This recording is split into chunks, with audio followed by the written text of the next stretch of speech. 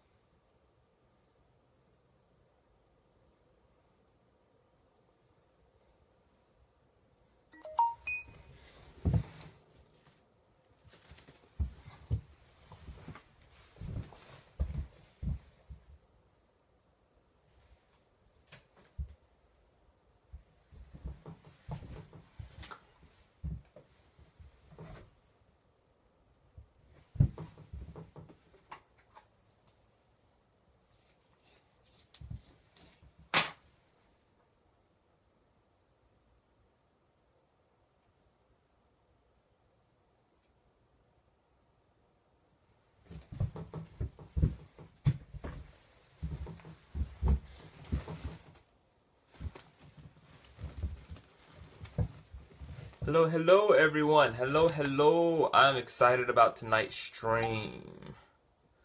Cleo Manago.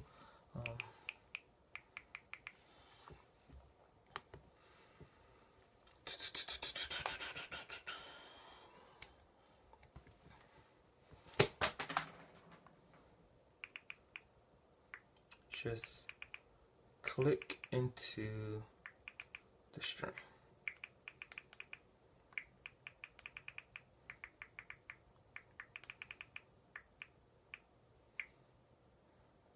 Once I see you, I'll add you in. Hey guys, hey guys, hey guys, hey guys. If you guys can, just make sure you guys share the stream. We're going to be talking to an awesome individual tonight, and I'm super stoked about this.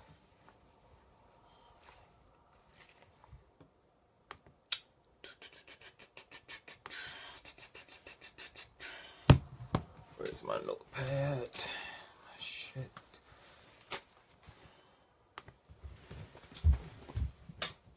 Oh, God. Man, I'm so sleepy and so freaking tired.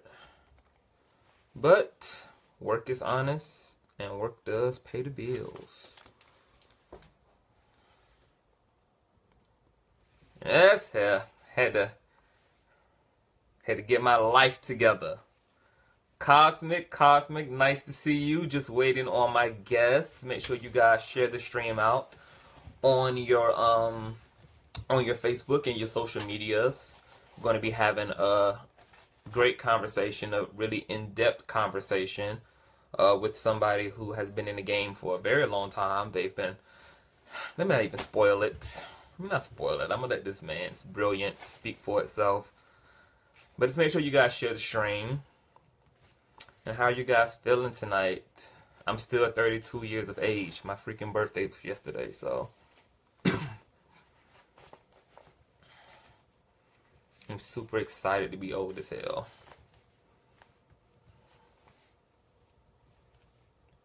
Cosmic, sharing the stream. Sharing is caring. Let me see if I can help my brother out.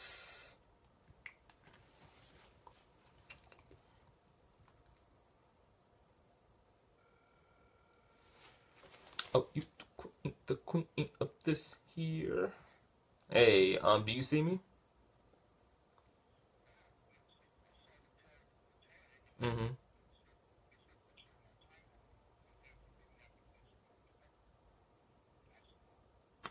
Did you like actually click into the broadcast?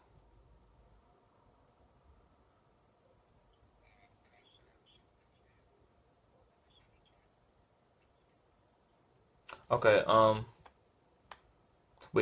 you probably have to give it permission to be on your page. But you can go to my page, like go to my page and then click into the actual broadcast, and then Facebook will tell me that you have joined in, and then I'll be able to request you on camera.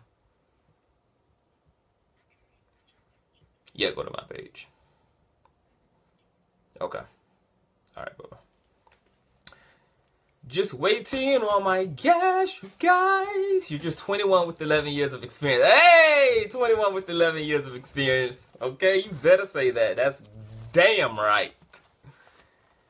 21 with 11 years of experience. I feel good. I'm blessed. I ain't got no complaints right now. Like, God is clearly standing behind a dude. So, who can be against you when God is for you? Thank you guys who are tuning in and filling in. I'm just waiting on my guest tonight. We're going to be doing some, we're going to have a great conversation. I'm excited to bring this conversation to you guys. I'm also excited to get this conversation done and get this interview finally manifested, because it's been a long time in the making. So, hey Demi, how you doing? Thank you for tuning in tonight. Just waiting on my guest. You know, Facebook be tripping. It be delaying folks, so let me take the safety pin out. Oh, I ain't even got no safety pin in. Okay. Oh, let it flow, let it flow, let it flow. Just waiting on my guest, man. Waiting on Mr. Manago. Waiting for him to show up in the stream so that I can request his presence, and then we can move forward with tonight's discussion. Do do do do do do do do.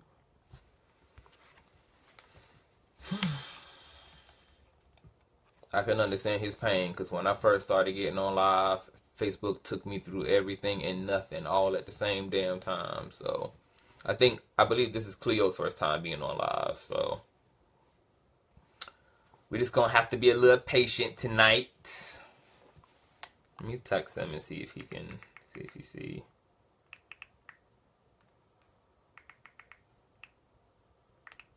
You see me? Oh, there you go. There's Mr. Manago. All right. I see you, Cleo. I'm about to add you. I just sent you a request, so you should be getting that. Hey, Mr. Manago.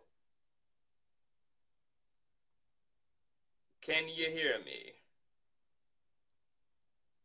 That hair, though. Hello. Hey, how you doing?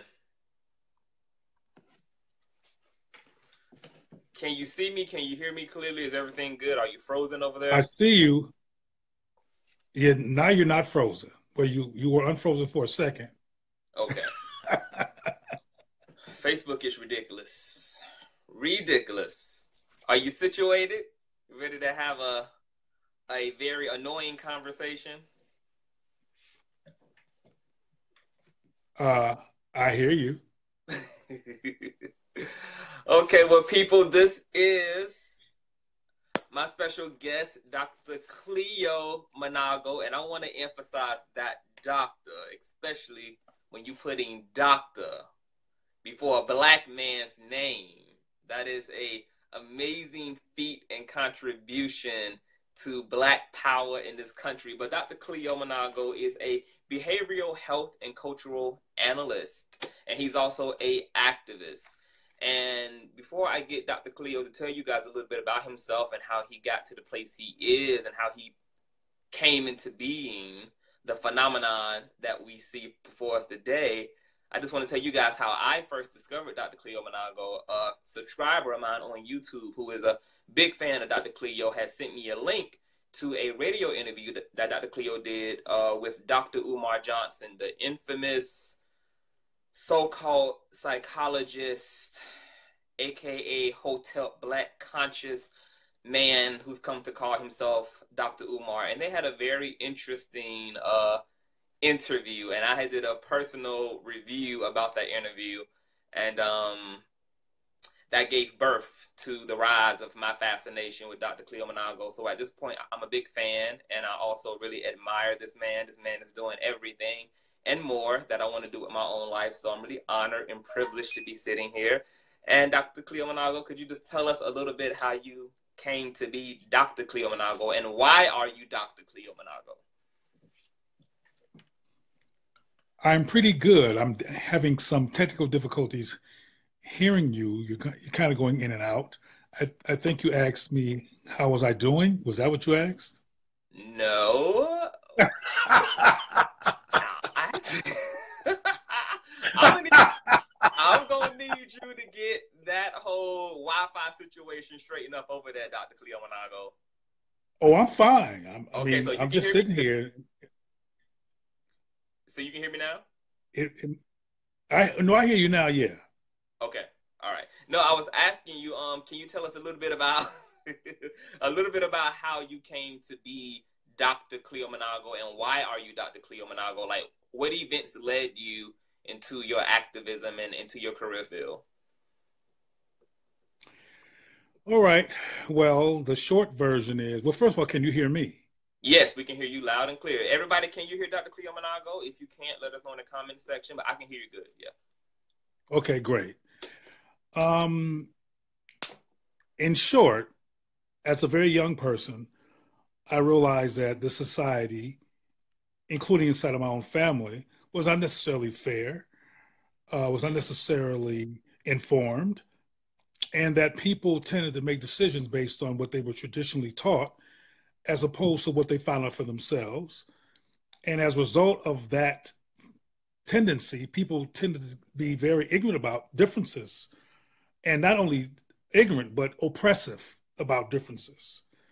And the differences that I learned to recognize as a young person was differences from white, different from being white as a black person, different from being male as opposed to a female, different as being dark as opposed to lighter skin, difference as opposed to being poor as opposed to rich. And all those different things, I saw people treating people in ways that were hurtful and it caused trauma and oppression. And at a very young age, I thought to myself, Yeah. I don't like this. I can't live with this. I want to do something about it. Uh, Mm, the, the initial issues that came to mind that affected me personally were issues around dark skin, issues around being a male, and later being a same gender loving male. mm, All of those things, they were just what I was and what I am, but I kept coming against challenges that didn't make any sense for me being just what I was. And I realized also at a young age that this wasn't just affecting me, this kind of treatment, but that other people were being mistreated based on differences as well. And that among black people, it caused mental sense of mental distress, in some cases, mental illness, and what I call a trance state. From my perspective, black people, by and large, are not fully present, but we're in a trance. mm. Um, and what I mean by a trance is that we're not. It's been so painful for us to actually be alive in this society over the Yes. generations that we decided to shut down and just take care of the immediate issues like food. You got to eat. You get sexually excited. Those are things that you can't stop from happening to you as a human being, but you can decide not to show up as your full self because you have found it to be dangerous to show up as your full self. And Mm, coming from a history like that as black people, the majority of us have inherited a culture from our ancestors of not being fully present. yes. But as I close this particular tangent, we still have negative behaviors, negative messages that train us to do things that are self-destructive that if we were fully awake, we wouldn't do. Mm, For example, if we were fully awake, we would never call ourselves the N-word. If we were yeah. fully awake, we would never make comparisons to white people and say something's wrong with us. Like, for example, we supposedly don't show up on time. Like that's supposedly a black thing. No, it's not. All kinds of people don't show up on. All kinds of people don't show up on time because of Right. traffic, because of life, Mm, but because we're trained to be anti-black. mm, Whenever things something negative or something disappointing that happens from a black person, we blow it up and make it a black thing instead of a human challenge. yeah. If we're fully awake, we wouldn't do that. Yeah. Matter of fact, no other group ever says something that on a public base. Like, you're never going to watch TV and see an Asian person get on TV and say, I don't date Asians. Now, you might see that in a personal conversation, because I know people like that. Yeah. But they never get on TV. And there's been tons of black folks, including Raven Simone, a basketball player. I can't think of the basketball player's name, but he likes to dress in drag and wear wedding dresses. Dennis Rodman. Dennis Rodman. He's done that. All kinds of black people have done that, but no other race has done that because they're not in a trance. Black folks are in a trance. Got it. So what you're saying is that basically the black community at some point entered into almost a suspended state of consciousness. Like they've gotten stuck in suspended animation. Mm-hmm. And Yeah. we haven't evolved since getting kind of stuck in the suspended animation.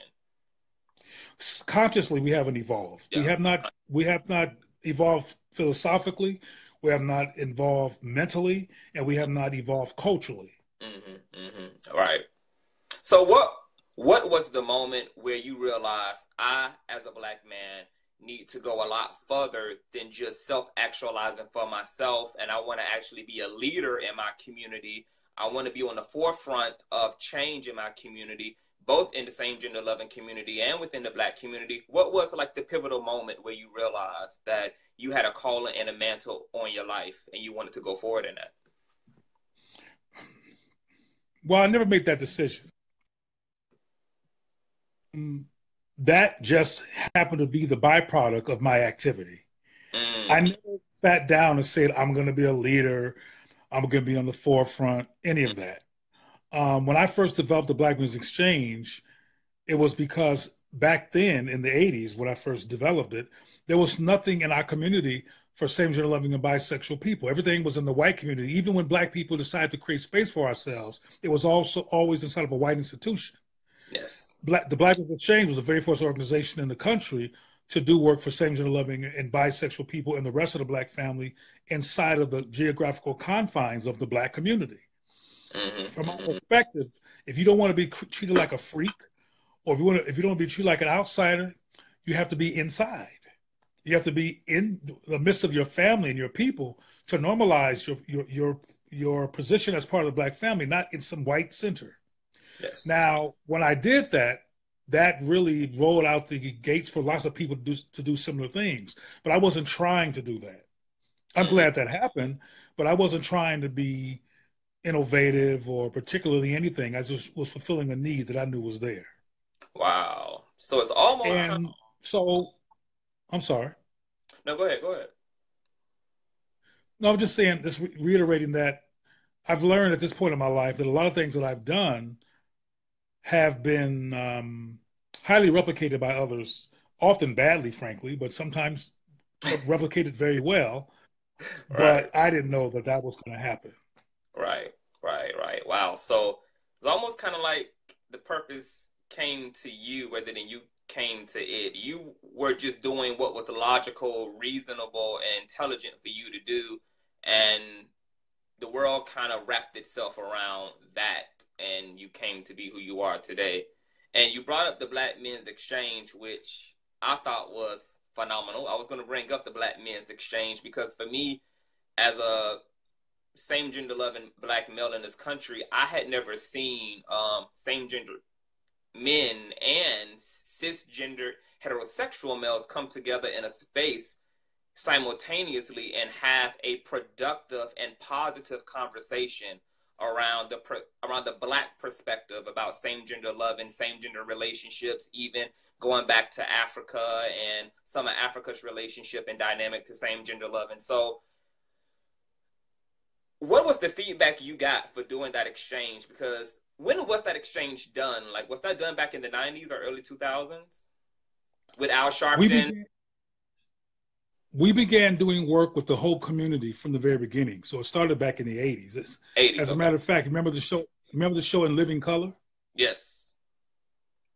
That show was premiered at the Black Music Exchange first before it even hit the airwaves. And we have always been a conduit for bridge building between black parents, black people from the very beginning. And like I said, if you want to be seen as part of your community, you have to be a part of your community, regardless regardless of any potential resistance, the resistance has to be irrelevant. Of course, not unless it becomes physical, and it almost never does. Right. What makes some of us not want to be more courageous is unfortunately some of us really need to be liked. We really need to be relevant. We really need the people to approve of us. And Mm. I've never had those kind of challenges. I don't need nobody's approval and don't care Right. whether I'm liked or not by folks. So I don't have the apprehensiveness to go forward because nobody has the credibility for me to second guess myself. Mm. See, you just can't tell me that you just are born with this type of strength and tenacity and personal self-assurance. Like, did were there external influences to that, like your upbringing, the support of your mom and your parent? Like, did anything external to just you validating yourself help encourage this personal strength and sense of self in you? The best way I can explain that is I've always been a very logical person. Mm-hmm. It had to make sense to me. And oppression never made sense to me. Um, when I would ask people why they felt the way they felt when they didn't like somebody for being black, for being a woman, for being effeminate, for being same gender loving, for being dark, for being light, the explanation never made any sense. Mm-hmm. The explanation was not logical. It was emotional. And typically it was based on something they heard or something they were conditioned to think, but not something they really could explain without stuttering. Right. So I noticed that as a young kid that, you really don't have the credibility to challenge me because you don't know what the hell you're talking about. So again, it wasn't any external sources. It was an internal desire for things to make sense. Mm-hmm. And when it makes sense, I couldn't just sit with it. Right. For example, this might be helpful in terms of a pivotal story. And I have a lot of them. This is not even the most important Mm-hmm. story, but I'm trying to think of one that might give you some insight on me. When I was about 4 years old, I lived in Buffalo, New York. I was in Head Start, I think. And one of my neighbors who lived a block over was a white kid named Michael. Because we lived so close to each other and we walked home the same way to get home, we became a frequent part of each other's experience on the way home every day going to school and even going on the way home and back. So we became friends. Now, I don't know if you know anything about New York, but it gets cold. Upstate New York and Buffalo, New York, it snows and it ain't no joke. Anyway, whenever I went to Michael's house, I was never allowed in the house. Mm-hmm. And even if it was snowing, I still wasn't allowed in the house. And when Michael came over to my house, he could go in the refrigerator, he could do what he wanted to do. My parents didn't even care. Yes. But I never told my parents about this because Mm-hmm. I wasn't compelled to. But one day, I'll never forget this. I came home and one of my father was on the love seat, my mother was on the large couch, and my face was covered with frost, and my eyebrows and stuff were covered with white frost. And my parents said, "Where you been? And what's going on? Why are you so frozen?" And for some reason, I hesitated because I thought they might not like this, but I went on to say because I was at Michael's house, and Mm-hmm. they were like, "Okay, so what they got to do with you looking like this? He only lives a block away." Mm-hmm. I said, "Well, when I go over there, I'm not allowed in the house." And I'll never forget this. I'm laughing now, but I wasn't laughing then. I was too cold to laugh. My my mother and father looked at each other, and then they looked at me, and they said, "You're never to go over his house again, and you're never to play with him ever again." Mm-hmm. Now, unfortunately, and a lot of black parents are like this, they didn't break down racism to me. They didn't explain nothing to me. They Yeah. just said you can't play with him. Mm-hmm. Now, because I didn't get it, we played anyway. I just didn't tell them. Right. We snuck. But as I grew, of course, I never forgot that experience. I became older. I became 4, 5, 6, 7, and 8, etc. And I discovered racism. And I flashed back to realize that was a situation of racism. But it also perplexed me that my parents wouldn't say anything. Mm-hmm. Well, as I got much older and was intrigued by this issue of race and learned as it went from a boy to a male, and became one of those brothers that was followed around the store by the security guard and harassed by cops and all this other kind of stuff. Um, that, among other things, we realized about the race issue. But what perplexed me again was that black parents don't say nothing. Like very recently, for example, I did a national tour talking to parents after the Dylan Roof murders. Remember him? Yeah. And I spoke to hundreds and hundreds of parents. And I asked these parents, I said, did any of you take your child to the side and explain to them or ask them, first of all, how they're doing? Do they know about the Dylan Roof incident? How does it affect you? And to make a long story short, none of them had talked to their child about the incident. None of them had checked in with their children or seen of their children who they know saw this horrible, traumatized incident. None of them took the time to affirm their black child in a racist society. So it's still happening where black parents are so busy trying to get us to assimilate and not be angry, quote unquote, that we're leaving our children to be sitting ducks, to either hate themselves or have second guess their value as black people, or to want to be white when they grow up. So go on. So would you say that it has not helped, even though now we have lots of evidence that police brutality happens, that racism happened, and even with as public as all this data and information has become, are you still saying that as a black community, we haven't still, even with all of the evidence and the visual evidence, now we still haven't really been impacted the way we should be by the reality of white supremacy and racism? No, because we don't like black people. See, if we like black people, we wouldn't take no shit from nobody ever. Like, you mess with a Jew, you mess with a white gay person, or if you mess with women, you're going to be in trouble. You might lose your job, you might lose everything. But you still get to call black people ghetto. You still get to call black people the N-word. You still get to watch a television canvas that does not show black people loving each other. Almost all shows on TV right now shows black people with white people. Now this is a comedy. Like, Black is just a comedy. So we get to like each other if it's a comedy. But when it comes to serious drama, we're chasing somebody white. So my point is that if you're not fully present, then you can't take full grasp of anything. Until black people come out of the trance, it doesn't matter what kind of evidence is out there. As long as we call each other the N-word, it doesn't matter what kind of evidence that we see, because we're not fully present. I'll give you an SGL example of what oppression does. HIV, which I'm sure you've heard of. Of course. Ever since the early 90s, this wasn't true in the 80s, but since the mid 90s, we know how HIV is transmitted. There's no doubt about it. There's no confusion. There's no secrets. But more than anybody else, black men are still the ones the most impacted. If you're in a trance,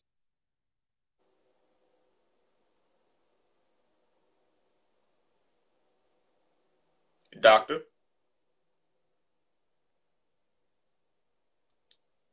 I think we're having some technical difficulties. Doc, if you're there, you're back in focus. The last thing I said before the phone trip was that if you're in a trance, no matter what kind of great advice you get, no matter what kind of evidence that you see, and you have an anti-black conditioning intergenerationally, you're not going to get it. You're not going to. And I went to HIV and same-gender loving people. If you are in a trance because you're stressed about your sexuality, because you think you're going to hell, because you have learned to not value yourself, no matter how good the advice is, if you are in a state of questioning your worth, you're going to take risks because you're not sure that your life is valuable or not. Yeah. And that's how a lot of same-gender loving people feel. And that's how a lot of black people feel. Yeah, absolutely. And so even hearing that and acknowledging that and conceptualizing that is extremely painful.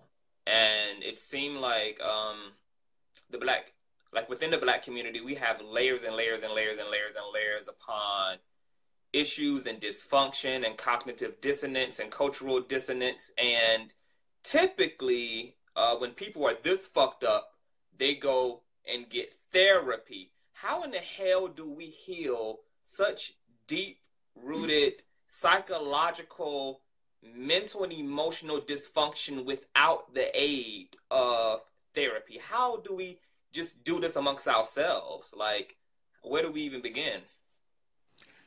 Well, because the problem is mass, there Mm-hmm. needs to be a mass interface that we engage that helps us to come out of our trance. I Mm-hmm. have to say that this is completely resolvable.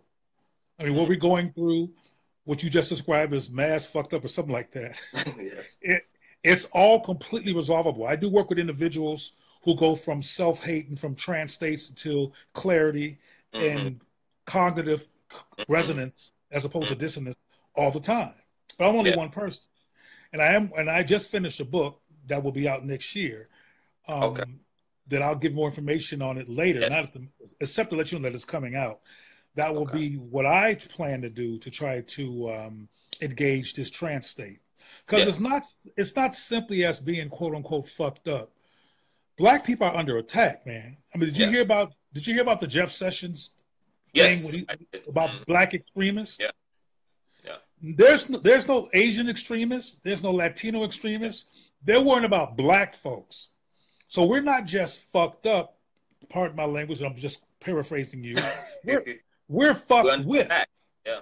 We're not just fucked up. We're fucked with, Fuck with. and Yeah. we're under attack. When Yeah. I said earlier about the inability to watch black people on TV and never see us loving each other, that's Mm-hmm. part of an agenda. That's a Right. part of an anti-black agenda. Mm-hmm. That Trump is in the White House, even though during his presidency, people who voted for him physically attacked black people. Yeah. When he said making America great again, that was a reaction to Barack Obama and Michelle being in the White House. Yeah. So I have to reiterate, we ain't just quote unquote fucked up. We're fucked with. Yes. We're specifically targeted as a Yes. people in this country. Yes. Our goods and our gifts and our talents are stolen and ripped Yeah. off all the time. And we have to put what happens to us in context. Yes. I mean, we're the only people in this country who don't even know our last names. Yeah. Yeah. We might come up as Dante and Shaniqua and all these black names, but the last name is going to be white. And we've been trained to think that to look at Dante and Shaniqua as so-called ghetto because we're anti-black. See, as Yeah. long as we're anti-black too, Yeah. which we are, we're going to have a problem. Yeah. Yeah. Well, speaking of being anti-black, how much role has Christianity played into the anti-blackness within the black community? How much has religion and dogma handicapped our own interest in what it really means to be black and to be self-identifying as an African woman, as an African man? Like, how much has uh, religion impacted that? Well, that's real simple. Um, the King James version of the Bible is the version that most of us have been indoctrinated with. According to King James, who was an English and European, God is white and the Son of God is white.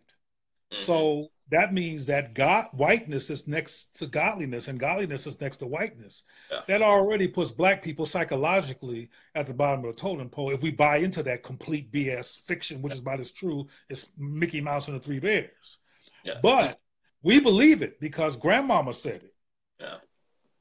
It's And great cultural. grandma said it, who was 5 minutes from slavery. Yeah.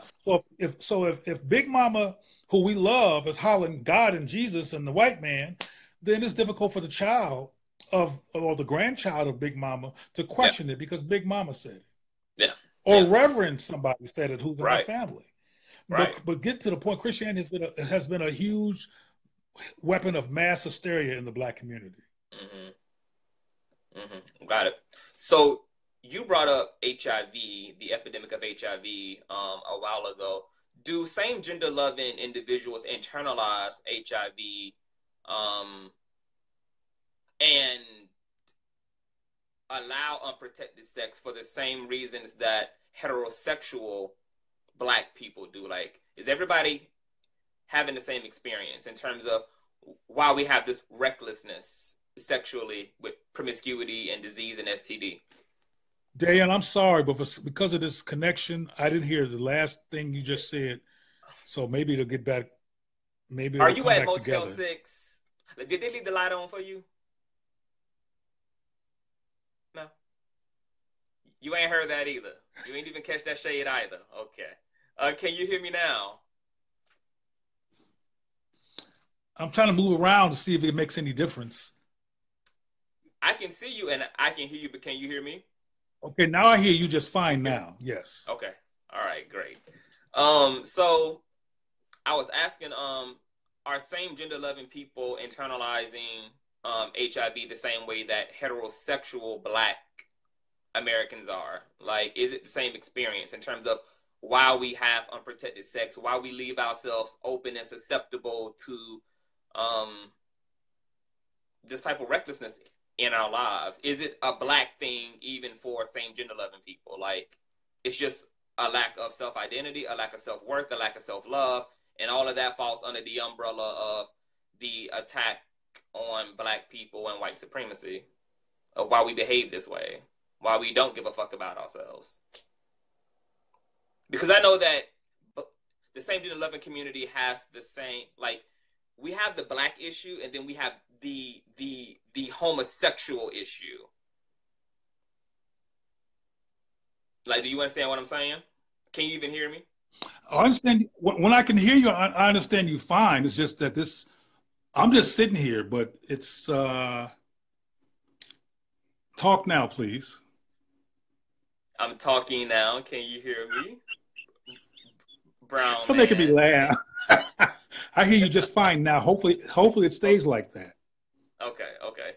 So I was just simply asking, are same gender loving people having, for the same reasons, are they affected by this epidemic? It's the same reason that heterosexual black people are affected as well by HIV in the epidemic? Well, heterosexual people are barely affected, except Mm, if they, except if they care about somebody who has HIV. The HIV epidemic among Black women has gone down immensely. It was mm, never nowhere near as high as it is for men, but it's gone down in terms of the level of infection and the mm, epidemic. It's gone down, but it's still high. I mean, the last report that was on the front page of the New York Times was that it's among Black men in the United States, it's now worse than Africa, worse. yeah, And I yeah, predicted that was going to happen way back in the day because I saw that the majority of the Black people who were in charge of the HIV epidemic were Black men who didn't like Black men. right, right, So, in order to be of benefit to Black people, you have to sincerely love Black people at yeah, home and at work. yes, yes, It can't be yes, a part-time venture. The white right, boys who got together to save white men loved them at mm, home and at work. The mm, Black men who they appointed to take care of us love white men just like the white men love white men. mm, So we have never had, except for me, a soldier that was really about the Black community that had any voice mm, regarding this issue. right, right, And just like Jeff Sessions was calling Black people Black extremists, I've been called a Black extremist as well, simply for right, caring about Black people. right, right, right. Because they don't want us to love black people. They don't want us to love ourselves. They don't want us to have the same dignity and affirmation as the white community does, because we are a people who are exploited. We are utilized for our talents, for our creativity, for our art, for our athleticness, but they do not give a fuck about black lives. And we can continue to be exploited as long as they can continue to subtract us away from that sense of self-worthiness. And I see you still trying to work it out over there. Like, are you getting it together over there?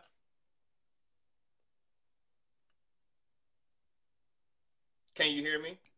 You know, yeah, but what I'm going to do? I'm going to try something here that might improve this, Oh, but it requires that I okay. disconnect and then connect Okay. again. because this Okay. is killing me, All right. this connection issue. But Yes, it's killing me too, I guys. think I have Yes. a cure to this. So can I disconnect and get right Okay. back to you? Yes. Please do. All right. So, guys, tell me, guys, like, what do you guys think about what we're talking about here today? The HIV epidemic in the gay community. Hi, Kiki. How are you doing? You are my beautiful cupcake. You always come on here blessing me, blushing me, making me feel so awesome about myself. We're just waiting on Mr. Cleo Manago to get back. He's trying to get his internet connection sufficient so that we can continue on in this dialogue. I see you out there, Mr. Jones, the Bloods and the Crips. Yeah, they do. We need to have the Bloods and the Crips right out there on the streets with them goddamn them Nazis and them goddamn white nationalists. They need to be right out there whipping ass because we are waking up to what life should be instead of the stereotype slaves that we have all become. Yeah. And it's upsetting the white power structure because black people are becoming more in touch spiritually, more in touch intellectually. Black people are showing an interest in their heritage. They're showing an interest in their identity, in black beauty. We see the natural hair movement. We see African American men and women who are wearing African garments now and just also studying ATRs, African traditional religious systems. It's true, yeah, agree. Thank you, Kiki. Thank you, Kiki. And so yeah, this is upsetting a nation that is used to black women being ancient mamas, and a community that's used to exploiting black bodies and black men. And so now that we're being more affirming and we're just becoming more conscious, and I hate the term woke, but we're becoming woke. There's a bothersome within the white supremacy system about that, and this is going to call for black people to go beyond just waking up individually. We have to wake up on a mass scale. Like, we've got to continue to educate ourselves. We've got to continue to support black-owned businesses. We've got to show an interest in black beauty. We've got to cut the light skin versus dark skin bullshit. We've got to stop the sexism. We've got to stop the misogyny. We've got to really represent for our community, because our community has been under attack since the day that Europeans entered into Africa and strapped us up and hurdled our asses up, took us across the waters and brought us here. And we've been sucked dry, used, abused, killed, murdered, and oppressed, suppressed, and buried alive ever since. Hey, Yave, how you doing? We're just waiting on my guest, Cleo Manago, to return back to the conversation. He is, I believe, at a hotel, and he's at a hotel, and the internet connection there obviously fucking sucks. So, hi, Cleo. I'm about to send you a invite again.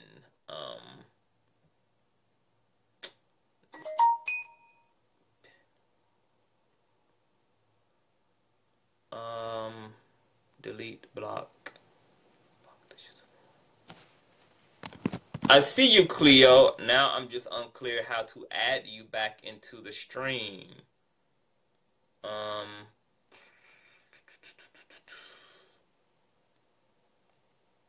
Let me see. Let me go back up. I'm trying to send you an invite now. I see you. Okay.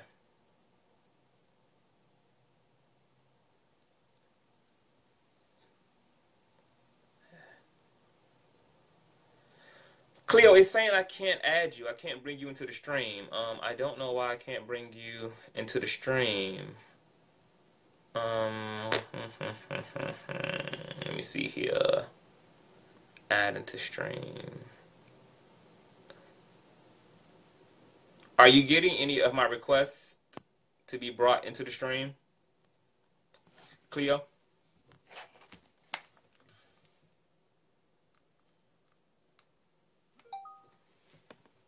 Are you still there, Cleo?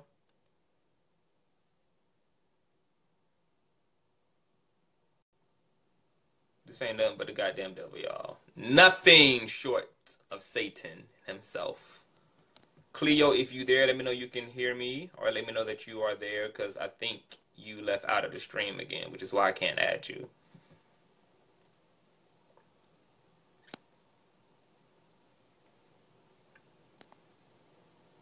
Gotta let go of all of our goals.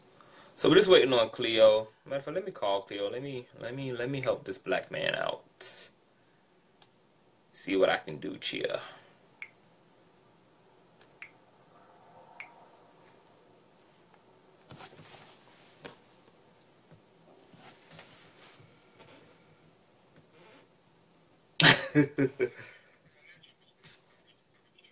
Oh, it's not okay. Are you on your phone doing it or on a laptop? Okay. Okay. It's telling me that I can. Okay. Um, if it doesn't, so all right, all right. Okay. We are trying to bring Cleo back in, people. Okay, you can see me. All right. I'm trying to send you an invite now, Clee. It's telling me I can't bring you in for some reason.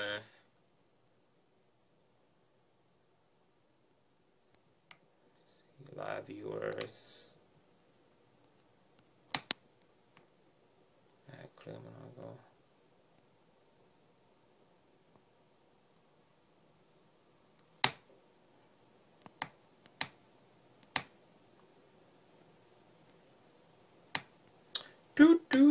Cleo.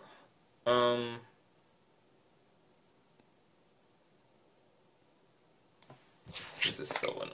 Facebook is so fucking annoying. That's why I hate Facebook Live. My Facebook Live wanted to act right all yesterday. Now I want to act ratchet as hell.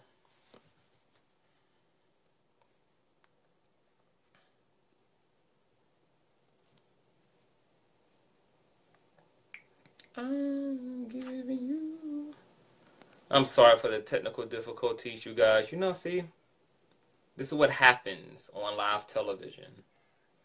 Okay, so it's not letting me bring you back into the stream. Are you okay with not being visual but being um okay, I'm gonna actually just gonna put you. I'm gonna put you on speakerphone. Okay, so I'm gonna hang up and well, I'm not gonna hang up. I'm just put you on speakerphone. Hold on. You done got me damn confused up in here. Lord have mercy. All right, you guys. Let me guys.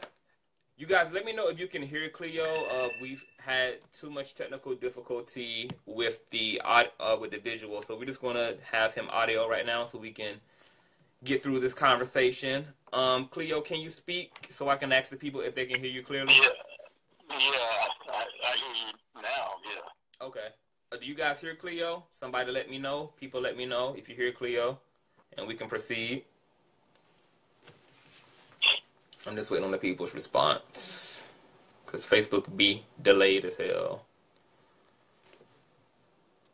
Okay. Hey, Eric, how you doing? We're talking to Cleo Manago via speakerphone. He think he Beyonce. You know, he think that he can just Okay, you can hear him? Okay, great. So Cleo, where did we leave off? You were saying something about sexuality and black folks, and it was going in and out, so I really couldn't hear most of it. Okay. But you seem to be tying in sexuality to the issue. Okay, yes. I was asking you if the same gender-loving community internalizes, like, are the same reasons that same gender-loving people fall prey to HIV is the same reason that the black heterosexuals fall prey to HIV? Well, HIV is the result of certain sexual acts, particularly anal sex with no condom where body fluid injection occurs. As you probably know, like most people do know, that if somebody's body fluids, particularly semen and blood, are affected with HIV, and those body fluids somehow make it inside of another person who's not HIV positive, they're at a high risk to become HIV positive. Women have been more aware of their risk factors and have been reducing their risk successfully compared to men ever since it's come out that there's been a problem. sexuality is not as under attack as the black men's sexuality is who are same gender loving. So there's a epidemic of, first of all, there's a lack of support for this community. For example, as soon as it came on the radar that black women were at risk, Oprah Winfrey got involved, and all kinds of people of note got involved to advocate for women. Yes. That kind of advocacy for black men has never happened in the United States of America ever to this very day. Right. So this community does not have the kind of support that the black women's community has got. There's been conferences for black women. There was a conference last year about black women and HIV and AIDS. There have not been many equivalent conferences for black men. Yes. So that's an issue too that creates an imbalance in outcome. So more than just a lack of support, what, based upon your own research and perspective, what would you say is happening in the consciousness of same-gender loving people as it's related to HIV? Like, why are we seeing this epidemic? Why is downtown Atlanta that of a third world country in terms of HIV epidemic? Like, what is happening to same-gender loving people in this country? Well, let me ask you a question that I think might be helpful to answer this. Have you traveled throughout the country much? Yes. Yeah. Where in this country do you know of, including Atlanta, that there is a organization, a reliable support system that's not just HIV dependent, but that exists on behalf of the affirmation, support, empowerment, and basically the affirmation, support, and empowerment, education of same-gender loving black men or black people? Where is it in this country? There isn't. Exactly. And it's 2017. Right. How could you explain that? I mean, there's adults still alive, and there's an adult people proceeding today. Why at this late date there's still such thing for this community in this country? Why? I was asking, what do you think might be the reason? You asking me now, like, what I think is the reason, or if that might be the reason? No, I'm asking what you think could be the reason for that. You said that based on your own experience, there are no organizations in this country that are not HIV based that affirm and support and empower and protect same-gender loving black people. And I'm asking why you think that might be the case. I mean, other than for the obvious case of racism and all of the mutations that living under that supremacy has caused within a community that bleeds into the same gender loving community, who suffer probably even more from a lack of genuine self-esteem and self-worth, because they've had to confront, combat, and be assaulted by white supremacy, along with being assaulted by other members within the black community regarding all of the religious dogma that is homophobic and anti-gay. And so I can understand from that perspective why the same gender loving community would suffer such, living under the avalanche and the pressure and the execution of all of that shit.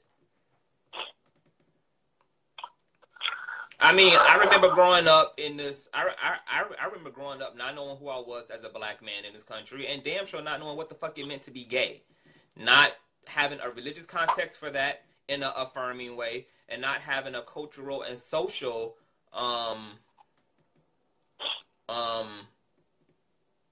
not having a social or cultural place for that either in a affirming way, and that does keep a lot of deep-rooted sense of resentment and bitterness and insecurity, and yeah, like, your self-esteem is completely fucking depleted as a black same-gender loving individual in this country. And speaking of same-gender loving, why is it that you prefer the term same-gender loving over the term LGBT or gay or homosexual? Okay, I want you to listen to me real closely. Can you hear me? Yes. Okay. No community that uses their oppressor's framework to identify themselves can ever win.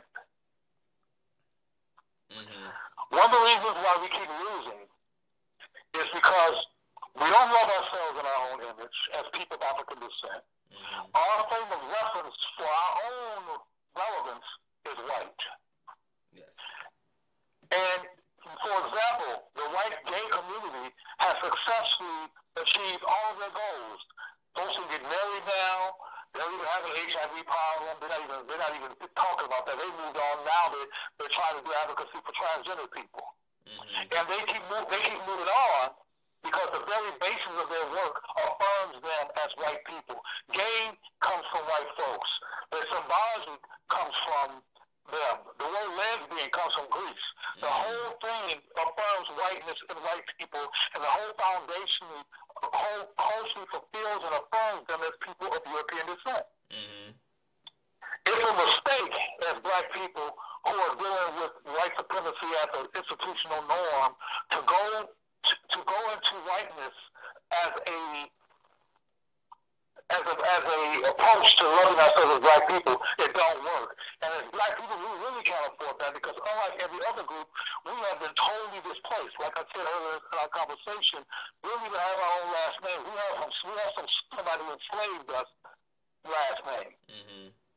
So we need to find some cultural affirmation anywhere we can find it. We need to find an angle in which we can love ourselves in our own image and critically think about our decisions and how we talk about ourselves. We can't afford not to do that. So SGL is intended to throw a wrench into the complacency of normalized black-faced white supremacy. It's to get us to learn to think about how we walk around this world and think about how we live as opposed to just complacently swallowing where white people come over. Like right now, and it's part of the problem, you got all these black people call themselves queers. Because white folks said, white people call us chickens or horses or whatever they come up with, we jump on the bandwagon like slaves. That's why in the year 2017 we don't have anything. Because we don't love ourselves in our own image. We're not proud of who we are. We second guess the value of being black, and we second guess the value of other black people. So you're in a constant state of second guessing. You are too disoriented to put both feet on the ground and build. So the purpose of SGL is to get us again to come out of a white supremacist paradigm and learn to think about our way of being in ways that come from black people. Also, gay and lesbian does not incite the concept of love and help us to recover from internalized oppression and help us to recover from the questioning of our capacity to love as human beings. Right. When we say same than loving, we're talking about loving as another part of how we talk about who we are. Right. I remember. And so those are some of the reasons why. Yes, I remember watching a clip from a conversation you had where you were saying that a black woman came up to you and said that she had never even thought about love as it relates to our community. That's right. Yeah. That's right. And I remember the first time. No, go on. Go ahead.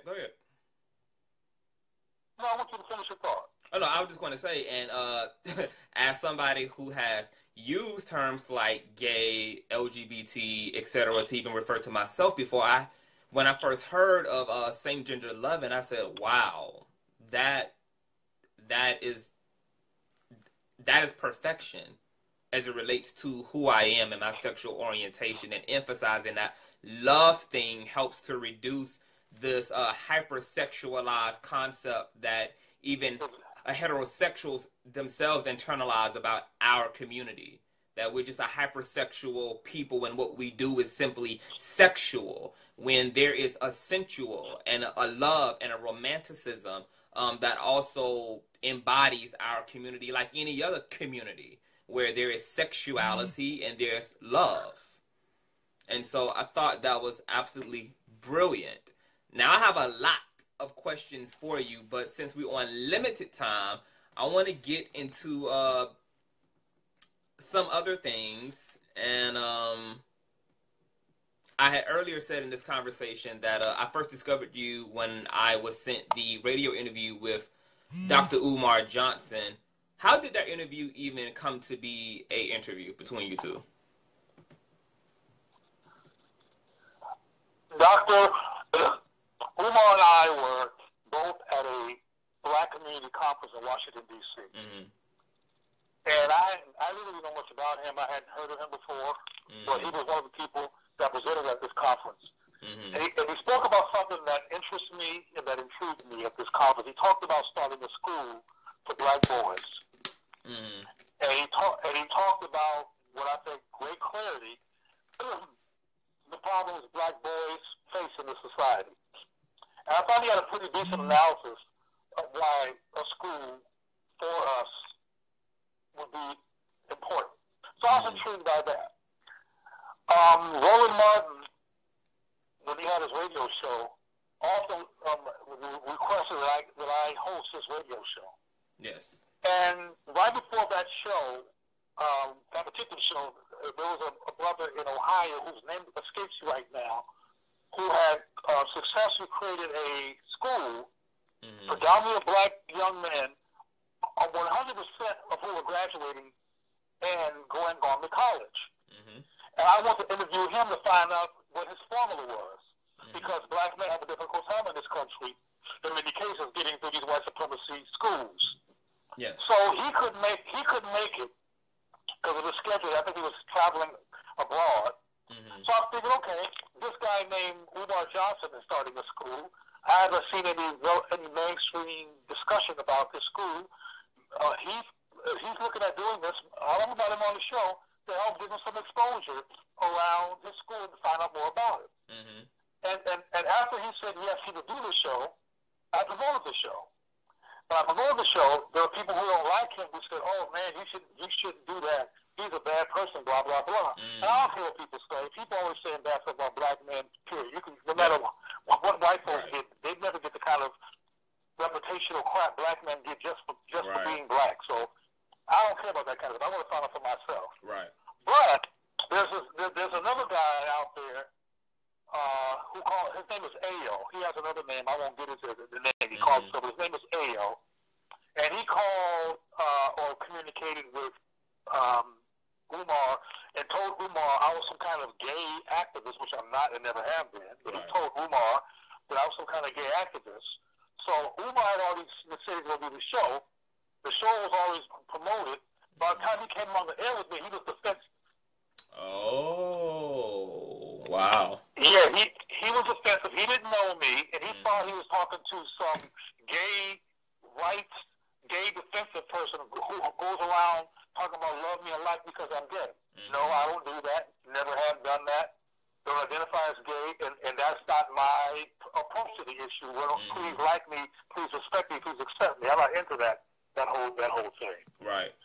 So he assumed that, and he didn't know much about me, but he had clearly heard something, and he was defensive and defiant from beginning to the end. And while I'm trying to control the show, and it was a horrible conversation that had no flow. Mm-hmm. And unfortunately, he don't have the courage that he's when he feels like they have monologues. There's some people in our community who prefer monologues because they get to control everything. Right. They don't like dialogues because then they might get confused, or they can't really. They might get challenged in a way that they can't survive. Right. So I asked them to let's do this publicly. And plus, just like our conversation earlier, the show was full of technical glitches. Mm-hmm. You know, there was all these technical problems. And as a matter of fact, those technical problems worked in his favor because he hung up because he couldn't control the show. And some people thought that he was disconnected. No, he hung up. Right. And matter of fact, I went on Twitter, and a lot of his followers were saying, "Man, you better get on that show. You can't let no man like that make you run away." So he came back on the air after his followers pressured him. Mm-hmm. But that's how the show happened. Wow. Oh. Wow. So what was portrayed by his camp as a willingness to be a mature human being and sit down with another fellow black man and talk about relevant issues regarding our community and even the same gender-loving community really was not welcomed, really, initially by Dr. Umar. He had an attitude. He came on defensive. He was already hyped up and disinterested because he assumed that you were some glittering, twirling, as you said, I like me and love me because I'm gay individual. And he came in with this bias and with this, I guess what we call phobia. And then acted, because when I heard I could hear the tension in Dr. Umar. And I didn't understand the tension because obviously I didn't know the backstory. And his tension was obvious from the jump. And it came off very synthetic. It came off very inauthentic. And the conversation did feel forced on his end. After you had this experience with Dr. Umar, were you exposed to any more of his so-called research and perspective? No, I don't. He doesn't have any research that I know about. I mean, no. What research is that? Well, he's claimed to be a psychologist, and he has had a lot to say about the same gender loving community in terms of, the majority of us being molested and raped and being raised in single parent households. And this is what has influenced our sexual orientation, and that we've been conditioned and trained to be attracted directly and indirectly toward the same sex. And, he's proven that his personal research, because 95% of the same gender loving people that sit in his office, that sit in his chair, have admitted to being sexually assaulted in whatever way, whether that be through molestation or whether that be through rape. And so his train of thought is that the majority of us are having a unnatural experience of our sexual orientation because the majority of us have been sexually assaulted. And he said only about 5 to 3% of us genuinely identify as same-sex attracted.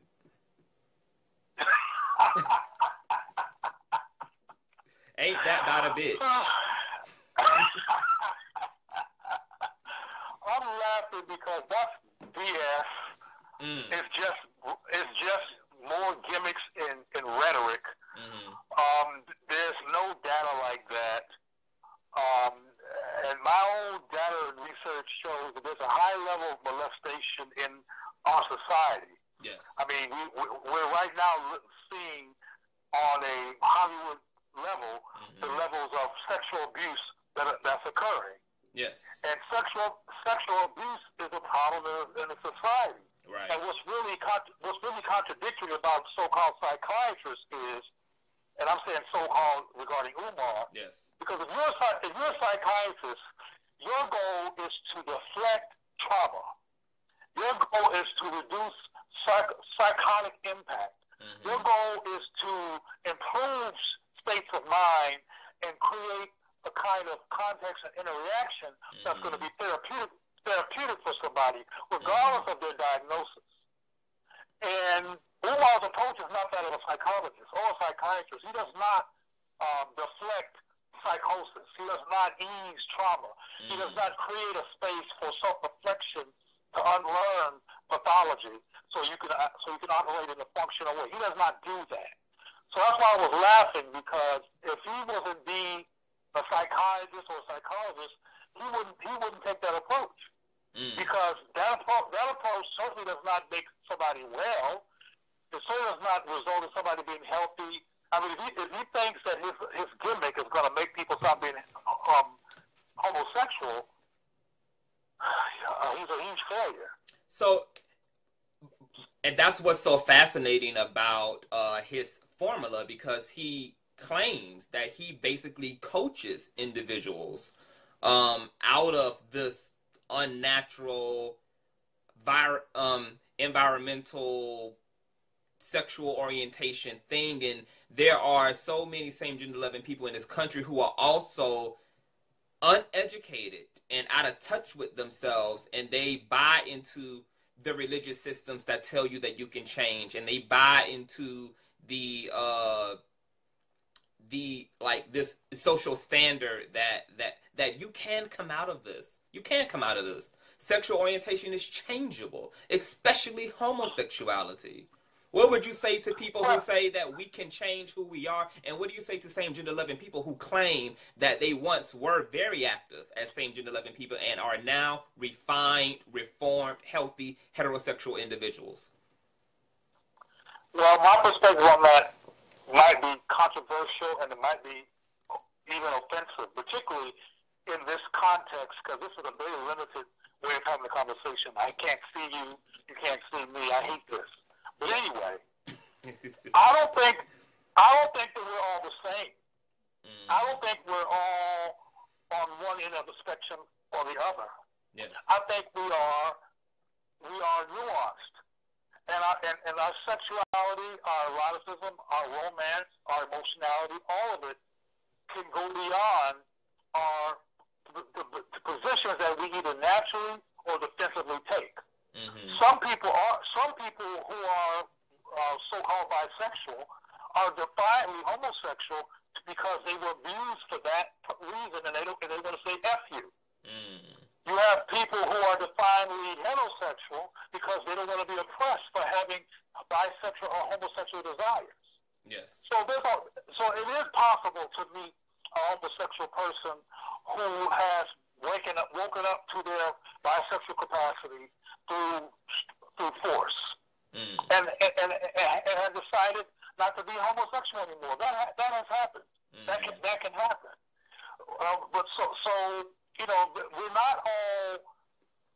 I mean, people have to use this word I hate right now because white folks got us talking like them again. But it's term binary. Binary. Sexuality is not binary either. Sexuality is nuanced. Right. And some of us are defensively homosexual, and some of us are defensively heterosexual. So given that fact, anything is possible. I mean, I've met in my lifetime people who are really and absolutely, honest to God, bisexual. They love men and they love women, and they really do. Yeah. Yeah. They really, really do. I know it for a fact. Yeah. And there's people who are defensively homosexual who could imagine being with a woman, but they don't want to do that because they have some level of confusion. So, you know, there's all kinds of stuff that's going on here. Plus, if people go to see Umar, who supposedly works in mental health, which I don't believe he does, but if somebody goes to see Umar for a mental health reason, they clearly have a mental health issue, which is why they went to him. So maybe people that he attracts are people struggling with their sexuality. For example, there's another person who I have great respect for, named Dr. Flasher Chris Welsing, who wrote about bisexuality and homosexuality in her book, The ISIS Papers. And a lot of homosexual, particularly gay-identified folks, were very, very offended. I wasn't offended at all because she was a psychiatrist. And people go to psychiatrists when they're having problems. Right. So, of course, she would have stories about people with problems. Right. And that may be true if indeed Umar is working in mental health any kind of way. That may be true that some people with problems came to him. So, of course, he's going to talk about people with problems, but I would never go to him. I would hope not. And most of the people that I know would never go to him. Yeah. Because they don't need him. Right. Wow. Do you understand what I'm saying? Yes, I totally understand what you're saying. I think that Dr. Umar does not understand that about Dr. Umar because he entered into his career field already with a made-up mind about sexuality, and he doesn't look at sexuality as a spectrum. He looks at sexuality as there's one over the other, and I guess it can be interchangeable. And I think when you enter into psychology, which I would assume should be a field that you enter with a certain sense of a willingness to learn about the reality of things rather than use psychoanalyzing and using psychology to support your own biases and prejudices, that's when we come into people like Dr. Umar, who are using his license, using his career as a way to promote and support his ideas about sexual orientation and same gender loving people. So with you guys have had this conversation, would you ever have another sit down with Dr. Umar as a result of how the first interview went with Dr. Umar? Oh, I would love to have a sit down with Umar, Mm-hmm. but I would love it to be in a public forum. I would love it to be in front of the community. Mm-hmm. Well, speaking of being in front of the community,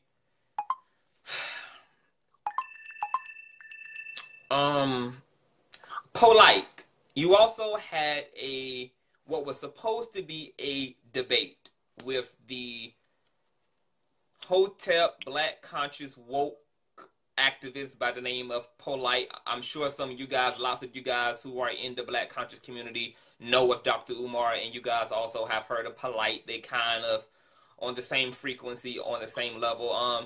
You had what was supposed to be an interview, but from my knowledge, what we saw and what we see on the internet was not the official. What was supposed to be the official conversation between you and Polight. What was the technicalities to that whole setup and situation? Pardon my giggle because it's so ridiculous. Not you, but the whole thing. Mm-hmm. I was not familiar with Polight at all. I have an associate who lives in Los Angeles who I found out was quite familiar with Polight and was the one who told me who Polight was. This is a long-time friend. I told this guy named Polight had called me to do a public community forum on homosexuality in the Black community. And I called them first and asked them who this was, and they told me, and they were excited. I said, okay, well, cool. And then I looked them up. I said, okay, this is a community actor. Let's do this. So I called them back and said, okay, let's do it. So to make a long story short, they made a flyer and everything, and I have the flyer. I think I might have sent it. I'm not sure if I sent you the flyer or not, but I should. You did. The flyer. Yeah. I did send it. Yeah, you sent it to me. Mm-hmm. Okay. You might want to let at some point you might want to let your listeners see that flyer because it shows how ignorant he was about me. Because in the flyer he has rainbow flags and all this white gay symbology surrounding my picture. Mm-hmm. And anyway, getting to the point, before they do their debate, and apparently they do a lot of them, they do something called a weigh-in. Yes. The weigh-in is a conversation between me and Polight that they're going to use for footage to promote the actual community forum that's supposed to go down. So I went to Harlem to the National Black Theater Company building and had this weigh-in with him.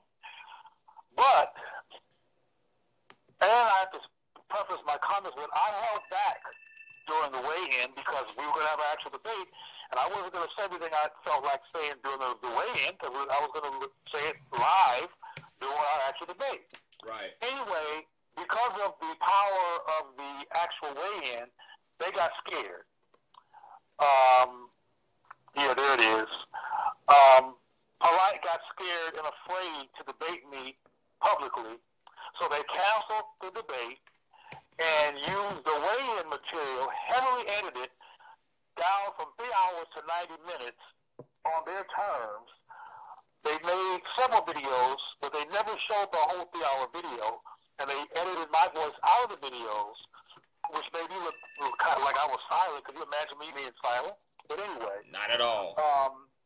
That's what they did, and they punked out of the live community video, community forum, and made this edited, manipulative video and put it out. Wow. And never addressed that with their audience that they canceled it. They didn't use that terminology. They just suddenly put a video up and gave the implication that the video was a debate. They know the video was not the debate. Not only that, I have to reiterate the point that they edited the hell out of those 90 minutes that they let everybody see. But if they showed the whole 3 hours, this is what I mean when I say we're in a trance. Because we were awake. We would say and demand to Polight that he be a man, quote unquote, man in quotes, and show the whole damn 3-hour video. Right. But being in a trance makes us petty, makes us cynical, makes us small-minded, makes us basically psychologically castrated, and we don't have the guts to make any demands. Even when Barack Obama was president, we were so busy admiring Stevie Wonder singing at the White House and Michelle's pretty gowns and her believable weave that we held nobody accountable at the White House when the biracial black man was there. So in this case with Polight, we made no demands about him showing, and also the community should have demanded his followers, if they were not just cultists, would have said, what happened to the debate? What happened to the live debate? But nobody did that, so they wound up controlling the narrative and lying to people. So that's what I've noticed about these debates, because I've participated in debates regarding the issue of sexuality, etc., within our community. And what I noticed is that there's a huge backing and support for those who are opposing same-gender love. And so oftentimes, even in situations like this where you got completely gooped, there wasn't going to be a outcry or a demand, because that audience was hoping that their Umars and their Polights would completely get the best of you in these conversations. So if it appeared that they won, or appeared that they had more facts or had a better perspective regarding yours, they definitely wasn't going to holler for justice. Now, my thing is... But guess what, though? See, this is what I mean by the trance. There's millions of same-gender-loving people in the society, black. Same-gender-loving black people could have been outraged and said, this is ridiculous. If you really have any integrity and really believe what you're saying, have a debate. We could make some demands, too, but we don't. We're busy competing. We're busy doing stupid stuff. And we let people run all over us, which is why in the year 2017 we have nothing. And the only thing that the young SEL people are inheriting from the older generation is HIV. Yes. So it doesn't matter if Polight has a bunch of followers who buy his bull crap. If this community would say hell no, but it's not. Well, do you want a rematch so that we can tweet and email and go after Polight Ash right now and demand a resit down? Well, it wouldn't be a rematch because it was never a match. As far as it wasn't. What it would be is a following through with what you said you was gonna do. Right? That poster says that you just showed your followers. That you said you're going to have a debate. What happened, man? Let's do it. Yes. I mean, but anybody who knows you obviously could look at that footage and tell that was not the official talk, because you were so relaxed, you were so chill, you were so in your zone, and there was something very awkward about it in terms of it's supposed to be, because obviously, like, when we think about a debate, there's a level of intensity and a certain degree of seriousness that we see between both parties, and that wasn't there, especially for you. Like, we saw Polight hype as hell, and that's because he knew he was capitalizing off of a moment that wasn't completely sincere, because this was just supposed to be kind of the prelude to that, but not the actual moment. And after they let him get hype up, after he did what he did, they sold that footage over as the official conversation between Dr. Cleo Manago and Polight, which is complete bullshit. Bullshit. That's right. Complete That's and right. utter bullshit. Unfortunately, my phone is bullshitting too because it's at 10%, which means that we are at the end of this battery charge. How do you feel about a continuation? Do you have time tonight to pick up where we left off tonight? Because I'm not done with Dr. Umar, and I'm damn sure not done with Polight either. I would love to have a conversation with you that had less technical struggles. Oh, so when this broadcast hang up, we're going to figure that out and see what we can do about scheduling the continuation, because I haven't even gotten to half of the things that I want to speak to you about, and definitely not with the Dr. Umar and Polight situation. But before we end this, because this phone's going to turn off at any time, can you tell the people where they can find you and email you at and get accustomed to your content? Like, where can they find your material? They can find me on Facebook under my name, Cleo Manago. On Twitter under my name, Cleo Manago. On Instagram under my name at Cleo Manago. I could be emailed at Gmail under my name at Cleo Manago. And I try to make it easy for folks. Matter of fact, I made it too easy because I get too much mail. But anyway, if others want to respond or say hi or ask a question, a good place to do it would be on Facebook. Okay. Or on Twitter. Okay. So you guys, I'm going to leave all of Dr. Cleo Manago's information in the caption. He's already tagged in his personal Facebook page, so you guys can go. You guys can email him. You guys can ask him questions. I'm going to leave his Twitter as well. And would you like your Instagram up there as well? Because I know people kind of fickle when it comes to putting out their Instagram, but can the people follow you on Instagram? Okay. And his Instagram information will be in the caption above. We're going to have a part 2 definitely. So thank you guys for tuning in tonight. Share the stream out, and we might be back with you guys shortly tonight, but definitely, if not, soon enough. Definitely soon enough. And I want to thank you, Doctor, for joining me and giving me some of your time, and definitely spilling some real truth, and definitely spilling the truth about this interview with Dr. Umar and the situation with Polight, because you definitely got goop. Definitely. And that's just pitiful and sad on behalf of these two individuals. But thank you, Dr. Cleo Manago. And I will talk to you guys later. Thank you for tuning in. Goodbye.